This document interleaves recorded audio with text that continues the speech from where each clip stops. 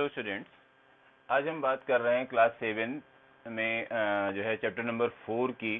Chapter का नाम है सिंपल इक्वेशन।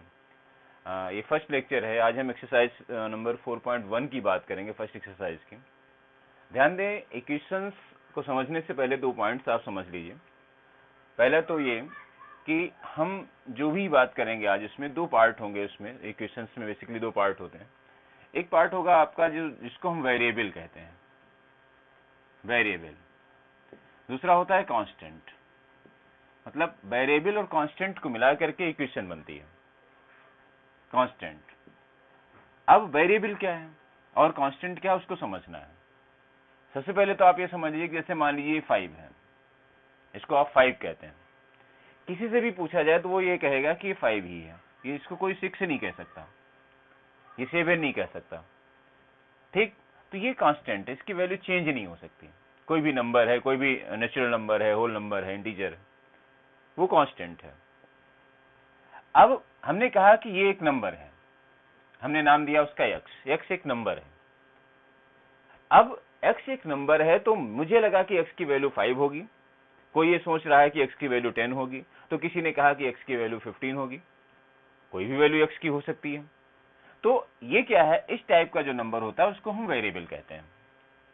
और इस तरीके से वेरिएबल और कांस्टेंट का जो कॉम्बिनेशन है वो इक्वेशन कही जाती है। और यहां पर हम बात करेंगे सिंपल इक्वेशन की। तो छोटी छोटी इक्वेशंस की हम लोग बात करेंगे, और जैसे जैसे आप आगे की क्लासेस में जाते रहेंगे आपको बड़ी बड़ी इक्वेशंस और बहुत सारी चीजें इक्वेशंस के बारे में आपको बताई जाएंगी। तो ध्यान दें, बात करनी है वेरिएबल और कांस्टेंट से रिलेटेड क्वेश्चंस की। अब देखिए, है मतलब क्या इसका, जैसे मानिए हमने लिखा x + 5 = 7। अब एक नंबर है x जिसमें हम 5 प्लस करते हैं तो उसका आंसर 7 आता है। तो x की वैल्यू क्या होगी? तो x की वैल्यू फाइंड करने के लिए हम 5 को उधर करेंगे। आपको पता है कि किसी भी नंबर को लेफ्ट से राइट या राइट से लेफ्ट में ले जाने पर उसका साइन चेंज करना पड़ता है। तो 5 को जब आप उधर ले जाएंगे तो क्या आएगा, x = 7 - 5 और = 2, यानी कि x की वैल्यू यहां पर 2 होगी। एक ऑप्शन और होता है इसमें जिसको हम ट्रायल एंड एरर मेथड कहते हैं। वो क्या होता है उसको समझिए। जैसे यहां पर तो हमने ये 5 को राइट हैंड साइड में किया और इससे हमें x की वैल्यू मिल गई। मान लीजिए हमें ये नहीं करना, तो हम क्या करते हैं, एक मेथड होता है जिसको ट्रायल एंड एरर मेथड कहते हैं। तो वहां पर है, ऐसे एक टेबल बना लीजिए और यहां पर आपको वैल्यू इक्वेशन लिख देनी है। मान लीजिए इक्वेशन क्या है, x + 5 = 7। अब हम यहां पर x की वैल्यूज को पुट करेंगे। यहां पर x मतलब LHS ले लीजिए और ये RHS ले लीजिए। अब हमें x की वैल्यू हमने 1 पुट की। इक्वेशन क्या है, x + 1, तो x की वैल्यू जब हम 1 पुट करेंगे तो 1 + 5 और इक्वल टू कितना आया, 6, और RHS क्या है, 7। अगर हम x की वैल्यू 1 पुट करेंगे तो ये 6 आया और ये 7 है।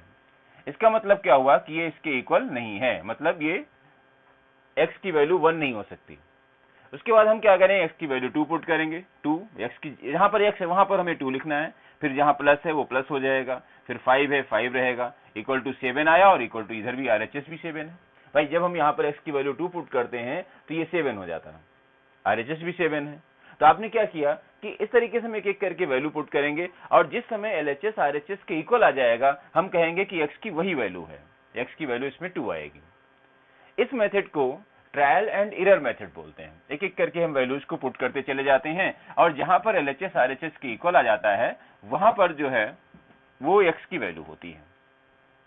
x की जगह पर y भी हो सकता है, z भी हो सकता है, कोई भी वैल्यू हो सकती, मतलब कोई भी जो लेटर है वो हम यूज कर सकते हैं वेरिएबल की जगह पे। जैसे मान लीजिए हमने यहाँ पर लिखा z + 3 = 7। तो z क्या है, z एक वेरिएबल है। x, y, z, a, b, c, p, q, r, और इस तरीके से कोई भी जो है वेरिएबल हो सकता है ना, उसकी कुछ भी वैल्यू हो सकती है। अब आइए कुछ क्वेश्चंस की हम लोग बात करते हैं। जैसे एक्सरसाइज नंबर 4 में 4 जो है, पहला क्वेश्चन है जिसमें ध्यान दें, फर्स्ट क्वेश्चन में वैल्यूज दी गई हैं। देखिए लिखा है complete the last column of the table. अब इसमें है क्या, पहले कॉलम में एक तो सीरियल नंबर दिया गया, सीरियल नंबर है फर्स्ट कॉलम में, उसके बाद इक्वेशन गिवन है, मैं इक्वेशन है, उसके बाद वैल्यू गिवन है, और लास्ट में लिखा है से whether the equation is satisfied, मतलब आपको बताना है कि इक्वेशन सेटिस्फाई हो रही है या नहीं हो रही है। तो यहाँ पर लास्ट पार्ट आपका ये है जिसमें आपको यस या नो में आंसर देना है।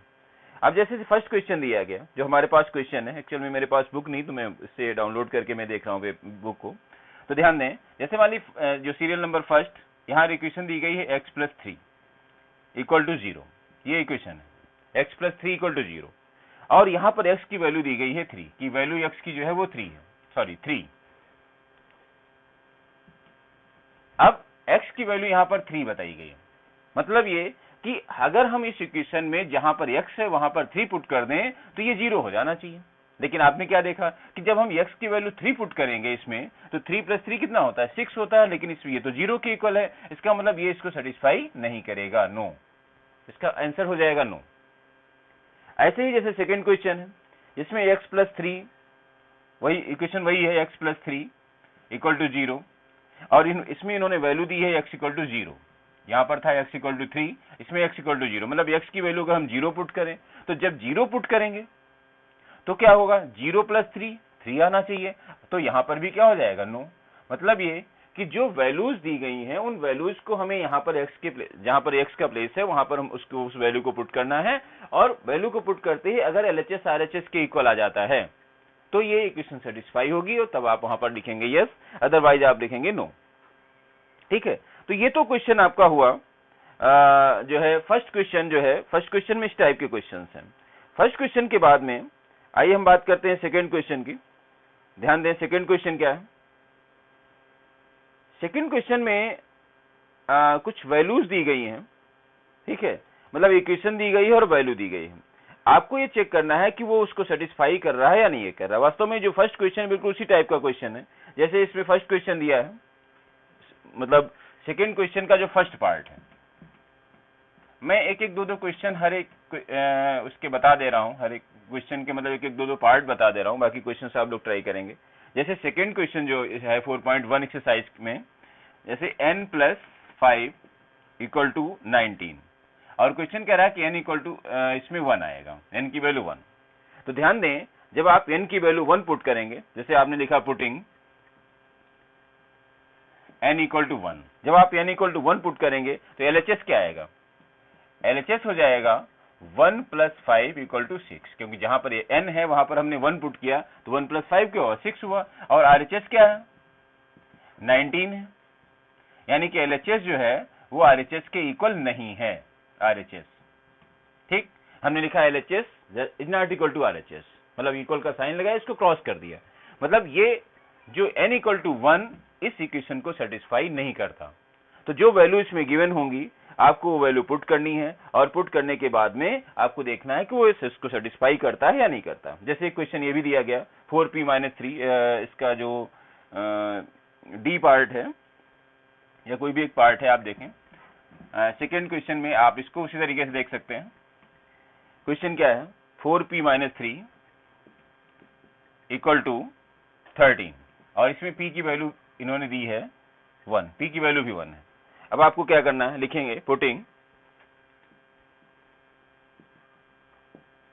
p इक्वल टू 1, तो LHS क्या आएगा, LHS में आपको p की वैल्यू 1 पुट करनी है तो हो जाएगा 4, और ध्यान दें एक ये कांस्टेंट और ये वेरिएबल के बीच में मल्टीप्लिकेशन का साइन होता है, तो 4 इंटू p की वैल्यू क्या हमें पुट करनी, 1, फिर माइनस और इसके बाद 3, तो 4 1 जा 4 माइनस 3 कितना आएगा, 1 आएगा, और RHS कितना है, 13 है, यानी कि LHS जो है वो RHS के इक्वल नहीं है। इसका मतलब p इक्वल टू 1 इस इक्वेशन को सेटिस्फाई नहीं करता। तो आपको क्या देखना है कि जो भी वैल्यूज गिवन है आपको वो वैल्यूज पुट करनी है, और वैल्यूज पुट करने पर LHS RHS के इक्वल आ जाना चाहिए। अगर ऐसा है तो वो सेटिस्फाई करता है, अदरवाइज वो सेटिस्फाई नहीं करता। ये सेकेंड क्वेश्चन है जो मैंने आपको बताया। सेकेंड क्वेश्चन में इसी टाइप के सारे पार्ट्स हैं, आप लोग उसको ट्राई करेंगे, ठीक है। आइए और क्वेश्चन की बात करते हैं, थर्ड क्वेश्चन की तरफ चलते हैं। थर्ड क्वेश्चन है solve the following equations by trial and error method. तो ट्रायल एंड एरर मेथड अभी हमने आपको बताया था कि आपको एक एक करके वैल्यूज को पुट करना है, और वैल्यूज को पुट करके जैसे ही इक्वेशन सेटिस्फाई हो जाएगी आप कहेंगे कि ये इसकी वैल्यू, जैसे 5p + 2 = 17, ये पहली इक्वेशन दी गई है। थर्ड क्वेश्चन में क्या है, 5p + 2 = 17, +2 = 17। इसमें आपको क्या करना है, LHS लेना है और RHS लेना है, ऐसे ले लीजिए। और यहाँ पर p की वैल्यू पुट करिए, p क्या होगा, तो यहाँ पर ऐसे टेबल बना लीजिए ऐसे, ठीक, ये बना लिया आपने। यहाँ पर p की वैल्यू पुट करेंगे और अब p हमने यहाँ पर जैसे लिया 1, ध्यान दें p अगर हम 1 लेते हैं तो यहाँ पर 1 पुट करेंगे तो 5 बन जा 5, और +2 तो LHS कितना आएगा 7, आप ऐसे लिख लीजिए 5 × 1 + 2 = कितना आएगा 7। हमने p की वैल्यू 1 पुट की और RHS कितना है 17, यानी कि ये 7 ये 17, तो क्या हुआ यहाँ पर रिजल्ट क्या आया, LHS ≠ RHS, ठीक। उसके बाद आप 2 पुट करिए वैल्यू, तो 5 × 2, जहां पर 1 है वहां 2 हो जाएगा, +2 = कितना आएगा, 5 × 2 = 10 + 2 12 हो गया, और ये 17 आ रहा है, यानी कि यहाँ पर भी यही सिचुएशन बनी रहेगी। फिर आपने 3 पुट किया तो 5 × 3 + 2 = कितना आया 17, और RHS भी 17, यानी कि यहाँ पर आपका LHS जो है वो RHS के इक्वल हो गया। और जब LHS RHS के इक्वल जैसे ही होगा तो उस समय हमने जो p की वैल्यू पुट की वही उसका सोल्यूशन माना जाएगा, यानी कि इसका जो आंसर होगा, ठीक है, आंसर क्या आएगा, p = 3। p की वैल्यू अगर हम इसमें 3 पुट कर दें तो ये इक्वेशन सेटिस्फाई हो जाती है, ठीक। तो इसको हम कहते हैं ट्रायल एंड एरर मेथड। आप इसमें वैल्यू ट्राई करते चले जाइए, जब तक एरर आता रहेगा तब तक तो कुछ हो नहीं सकता। जैसे ही ये क्लियर हुआ, LHS RHS के इक्वल हो जाएगा, आप कहेंगे ये इसकी वैल्यू है, ठीक है। तो ये है क्वेश्चन नंबर 3। क्वेश्चन नंबर 3 के बाद में नेक्स्ट क्वेश्चन की बात करते हैं हम लोग, जो है 4th क्वेश्चन। तो 4th क्वेश्चन क्या है, 4th क्वेश्चन है right equation for the following statement. अब क्वेश्चन कह रहा है कि कुछ स्टेटमेंट्स गिवन हैं और आपको क्या करना है, उसके लिए इक्वेशन बतानी है। 4th क्वेश्चन, आइए देखें। मैं जितने भी क्वेश्चंस हैं उसके हर एक मतलब कुछ पार्ट्स उसके मैं आपको बताऊंगा, बाकी आप लोग ट्राई करेंगे। बहुत सिंपल चैप्टर है, बहुत आसानी से आप कर सकते हैं, कोई बहुत ज्यादा कैलकुलेशन नहीं इस चैप्टर में। आइए बात करते हैं 4th क्वेश्चन की। 4th क्वेश्चन जिसमें आपको इक्वेशन बतानी है, लिखा है right equation for the following statement. जैसे फर्स्ट पार्ट है, लिखा है द सम of numbers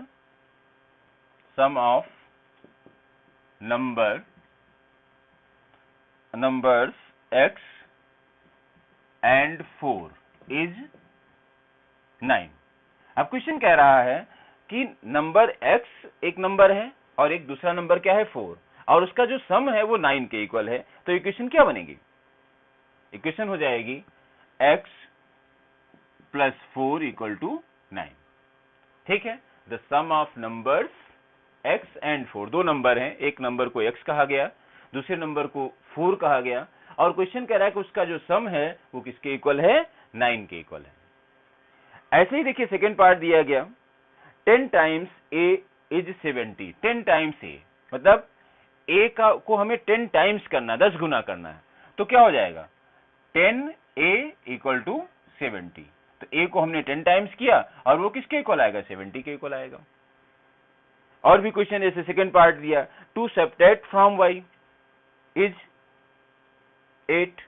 अब क्वेश्चन कह रहा है कि टू सब्ट्रैक्ट फ्रॉम y, 2 को सब्ट्रैक्ट करना है किसमें से, y से, तो हमने लिखा y - 2, तो 2 हमने सब्ट्रैक्ट किया किससे, y से, और ये किसके इक्वल आएगा, 8 के इक्वल। एक देखिए ये रिलेशन है second part.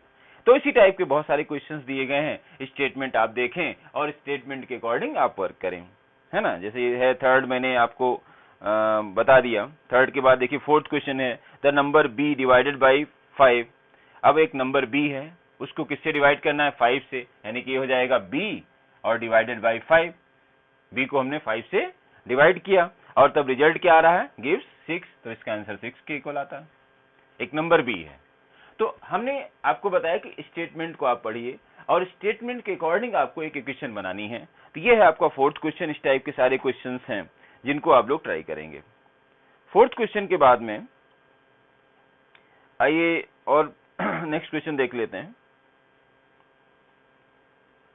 Question number 5, fifth question में the sum of number p and 4, यहां पर भी वही काम आपको करना है। जो है इसमें जो फिफ्थ क्वेश्चन है लिखा right the following equation in statement form.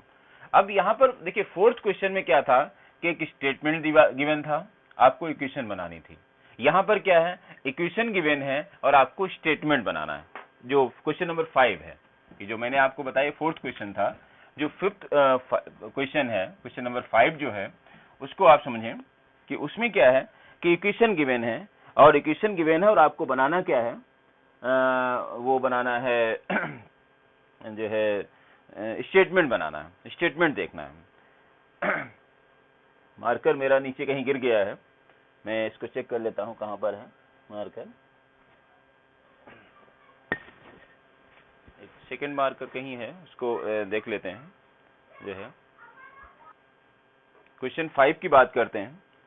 Question fifth जो है उसमें लिखा है कि right the following equations in statement form.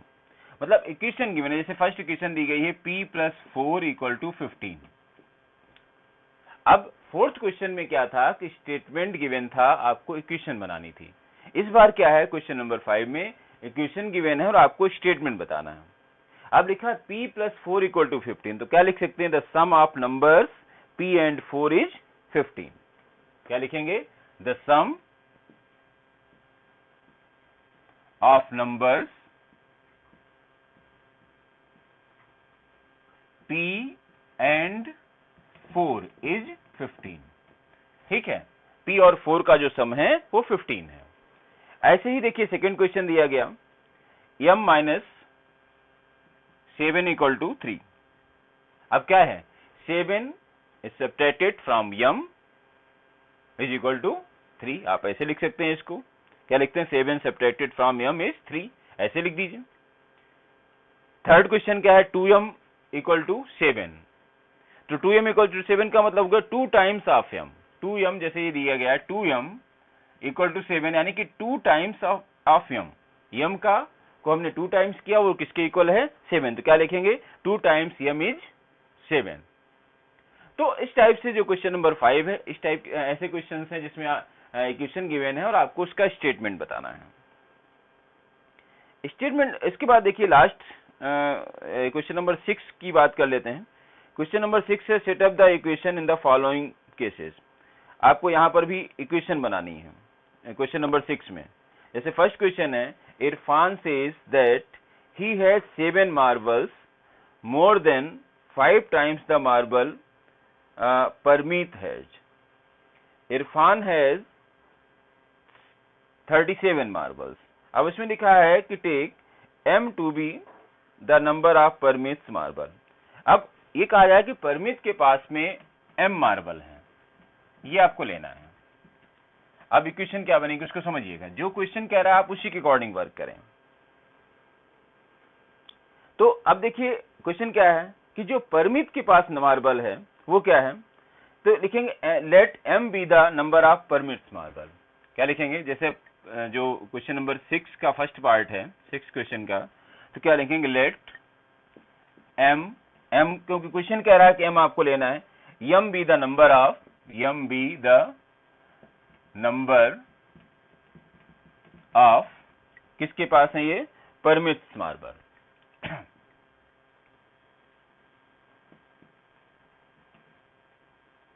Permits marble, ठीक है, ये परमित के पास इतने मार्बल, हमने m माना। फिर क्वेश्चन क्या कह रहा था कि Irfan says that he has 7 marble more than 5 times the marbles Parmeet has. मतलब परमित के पास जितने मार्बल हैं उसके 5 टाइम्स से जो है 7 ज्यादा है इरफान के पास। तो इरफान के पास कितना होगा भाई, इरफान के पास में कितना होगा, इरफान है 5m, 5 टाइम्स किया हमने इसका, किसका, परमित के पास इतना है, और उसमें भी हमें 7 और ज्यादा करना है। क्वेश्चन क्या कह रहा है कि Irfan says that he has 7 marble more then, मतलब 7 ज्यादा है किससे, परमित के पास जितना है उसके 5 टाइम्स से, यानी कि इरफान के पास जो आएगा है ना, वो इतने मार्बल्स होने चाहिए। ठीक, ऐसे ही आगे जैसे सेकंड क्वेश्चन दिया गया, Lakshmi's father is 49 year old, Lakshmi के फादर जो है वो 49 ईयर के हैं। ठीक, लक्ष्मी के जो फादर हैं उनकी एज क्या है, 49 ईयर। अब लक्ष्मी के फादर की एज 49 ईयर है। ठीक, और क्वेश्चन क्या कह रहा है, he is 4 year older than 3 times the Lakshmi's age, और वो जो फादर हैं वो लक्ष्मी की एज के सिर्फ 4 साल बड़े हैं 3 टाइम्स द लक्ष्मी एज, यानी कि लक्ष्मी की एज को अगर हम यक्स मान लें तो पहले तो उसका 3 टाइम्स कर देंगे, 3 टाइम्स में भी हम अगर 4 ऐड कर दें, क्वेश्चन कह रहा है कि जो फादर की एज है वो लक्ष्मी की एज की 3 टाइम्स से 4 ज्यादा है, और फादर की एज कितनी है, 49 ईयर, यानी कि इक्वेशन क्या बन जाएगी, 3x + 4 = 49। बात समझ में आ रही है, 3x, या आप x की जगह पर y एज्यूम कर लीजिए। हमने यहाँ पर क्या कहा कि लक्ष्मी के फादर की जो एज है ना, ये जो 49 ईयर हमने यहाँ ऊपर लिखा हुआ है, ये लक्ष्मी के फादर की एज थी, और साथ में ये बात भी बताई जा रही है कि जो लक्ष्मी के फादर की एज है वो लक्ष्मी की एज के 3 टाइम्स से 4 ईयर ज्यादा है। ठीक, तो आपको क्या करना है, क्वेश्चन को समझना है, क्वेश्चन को समझने के बाद में कोई ना कोई एक वेरिएबल लेना है, जैसे आप x की जगह पर y ले सकते हैं, z ले सकते हैं, ABCD कुछ भी आप ले सकते हैं, तो कोई ना कोई आपको एक वेरिएबल, जैसे यहाँ पर लिखना पड़ेगा, let the Lakshmi age be x years and his father's age equal to 49 years, ये गिवन है। अकॉर्डिंग टू क्वेश्चन 3x + 4 = ठीक, पूरा क्वेश्चन मैं बता दे रहा हूं, और इसके बाद तो क्वेश्चंस और नहीं है, 6 क्वेश्चन है। तो यहाँ पर ऐसे जैसे इस पूरे क्वेश्चन को अगर आप करेंगे तो ऐसे कहेंगे, let the Lakshmi's age be x years, हमने ये माना कि x ईयर लक्ष्मी की एज है, and father's age, and Lakshmi's father's age, ये लिख लीजिए, लक्ष्मीज फादर्स एज = 49 ईयर। तो यहां लिखेंगे अकॉर्डिंग टू क्वेश्चन, ATQ लिख देते हैं, अकॉर्डिंग टू क्वेश्चन, क्वेश्चन के अकॉर्डिंग क्या हुआ, 3x + 4 = 49, इस तरीके से क्वेश्चंस को करना होगा। तो इस पूरे एक्सरसाइज में 4.1 में आपको क्या करना है, इक्वेशन बनानी है, इक्वेशन बना करके उसको सॉल्व करना पड़ सकता है। कुछ एक क्वेश्चंस में सिर्फ और सिर्फ आपको इक्वेशन बनानी है, कुछ क्वेश्चंस ऐसे होंगे जिसमें इक्वेशन होंगे, स्टेटमेंट देना होगा, कुछ स्टेटमेंट्स होंगे आपको इक्वेशन देनी होगी। ये एक एक क्वेश्चन या एक एक दो पार्ट्स हमने हर एक क्वेश्चन का आपको बता दिया। अब आप क्या करेंगे, एक्सरसाइज नंबर 4.1 के सभी क्वेश्चंस करने की कोशिश करेंगे। ठीक है, मिलते हैं नेक्स्ट लेक्चर में एक्सरसाइज नंबर 4.2 के साथ। Thank you.